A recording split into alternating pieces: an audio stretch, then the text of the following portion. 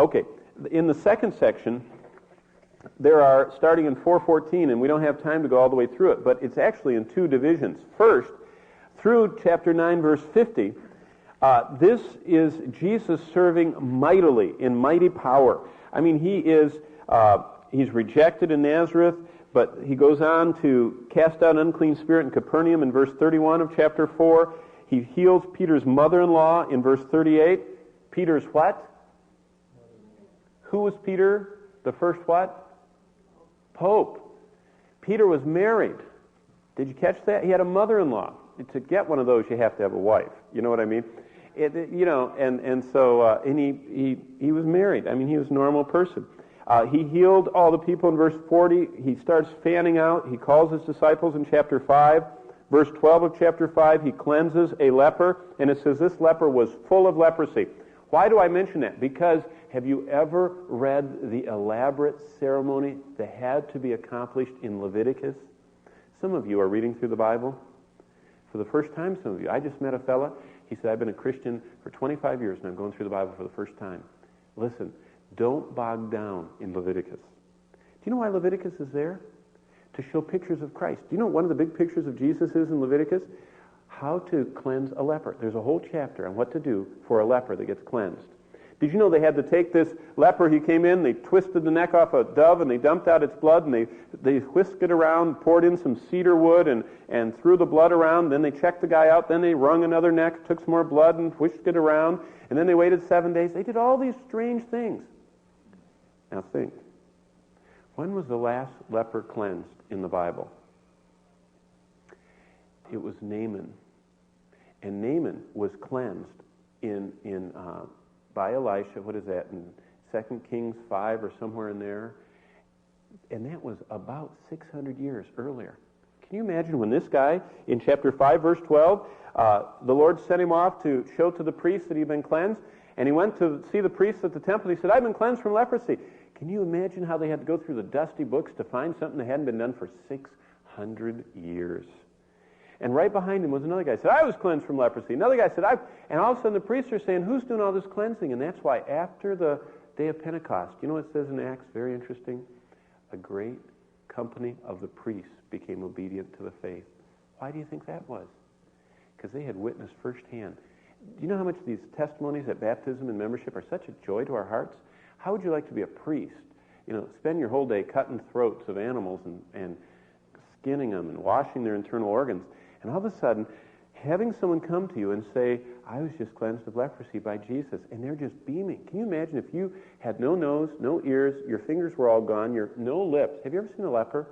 It's a nervous disorder that your nerves die. You don't feel stuff, and stuff wears away and atrophies your skin. And it's amazing what they've found. I mean, people in India, they have leprosy. They go to sleep at night, and the rats eat their fingers off because they don't have any feeling in them. And they just lay there, and they say that the biggest problem in the leper colonies is that the rats eat their hands and fingers and toes. These people are in terrible, dire straits, no fingers and toes and noses and ears. Jesus puts it all back. Can you imagine how excited you'd be? You'd run up to the priest and say, ooh, I got a tongue, I got ears, And where's that? Wring that neck. I want to go home. Powerful ministry. Paralytic gets healed in verse 17. Matthew, even worse than being leper or paralyzed, he's a wicked, materialistic tax collector, and he gets converted gloriously in verse 27 of chapter 5. Jesus gets his 12 apostles in the middle of chapter 6.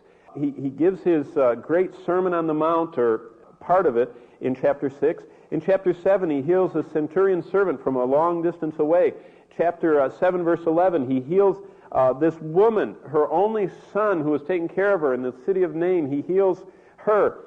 Jesus heals the sinful woman in verse 36. And remember her, look at verse 38. She stood at his feet behind him weeping, and he forgives her and cleanses her and restores her. And it's just wonderful stuff. And all that goes on through the end of chapter 9, verse 50. And all along the way, he heals demonized people.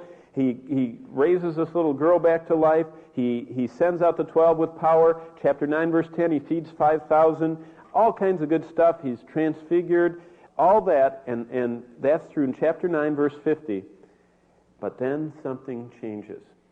And this is the crest of his ministry. And in 951, Jesus pulls back from doing a lot of this widespread ministry with power, all this stuff, and he starts focusing on his disciples. So from 9:51 to 21:38, what we find Jesus doing, he still does miracles, but he is instructing his disciples and is submitting himself to the cross. And from chapter 9:51 through the end of 21, 60% of all those verses only occur in Luke. They're very special instructions Jesus gives. Let me just show you what some of them are. Because here are the parables that are only in Luke. The nobleman's son, or nobleman's servants, the role of a servant, remember, with the talents and all that. He teaches about prayer, the guy that comes at midnight, the unjust judge with the widow. He teaches about how to take care of your neighbor. The Good Samaritan is only in Luke. He teaches about humility, the wedding feast, and wearing the right garment. He teaches about the proud Pharisee and the corrupt tax collector. Remember the guy that says, I'm thankful I fast and I'm not bad like that guy over there. And the publican was going like this and saying, God, be merciful to me, a sinner. And Jesus said, one went home justified and the other went home worse than he came. He was talking about true humility. Then Jesus gave 3 parables about wealth, the rich fool, the great feast, the shrewd manager.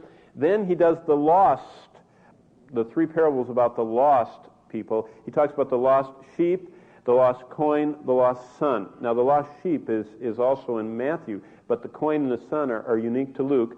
Then he gives a parable about the forgiven debts and also about the unproductive fig tree. So those are all the parables that are only in Luke. There are also 6 miracles that only Luke records. The first miraculous catch of fish. Do you remember when Jesus called his disciples, how he did it? They've been working all night. He says, throw the net on the other side. Nets. Peter threw the net. Very interesting. Even the tenses and numbers in the Bible are inspired. And so Peter threw one net, and it almost broke. It was so full. You know what?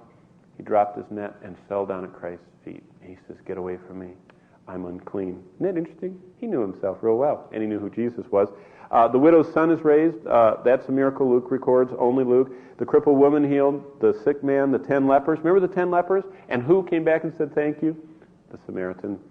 And then Jesus puts the ear back on the guy that Peter whacks it off. So Luke gives us in this section through 21:38 Jesus instructing and submitting.